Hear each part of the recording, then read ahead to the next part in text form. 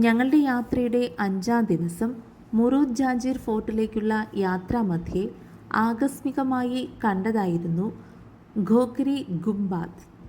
മഹാരാഷ്ട്രയിലെ മുറൂദിന് സമീപം സ്ഥിതി ചെയ്യുന്ന ഏകദേശം 500 വർഷത്തോളം പഴക്കമുള്ള 3 കൂറ്റൻ ശിലാ ശവകുടീരങ്ങളാണ് ഖോഖരി ശവകുടീരങ്ങൾ അഥവാ ഖോഖരി ഗുംബാദ്.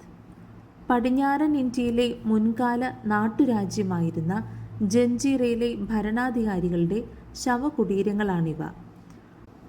1707 മുതൽ 1734 വരെ ജഞ്ചീറ ഭരിച്ചിരുന്ന സിദ്ദി സുറുൽഖാന്റെ ശവകുടീരമാണ് ഇവയിൽ ഏറ്റവും വലുത്. കൂടെയുള്ള 2 ചെറിയ ശവകുടീരങ്ങളിൽ ഒന്ന് ജഞ്ചീറയുടെ കമാൻഡറായിരുന്ന യാക്കൂത്ത് ഖാൻ എന്നറിയപ്പെടുന്ന സിദ്ദി കാസിമിൻ്റെയാണ്. 1670 മുതൽ 1677 വരെ ജഞ്ചീറയുടെ കമാൻഡറായിരുന്നു സിദ്ദി കാസിം. മൂന്നാമത്തെ ചെറിയ ശവകുടീരം അദ്ദേഹത്തിൻ്റെ സഹോദരൻ ഖൈരിയത്ത് ഖാൻ്റേതാണ്. ദണ്ഡപുരിയുടെയും ജഞ്ചീറയുടെയും കമാൻഡറായിരുന്നു ഖൈരിയത്ത് ഖാൻ.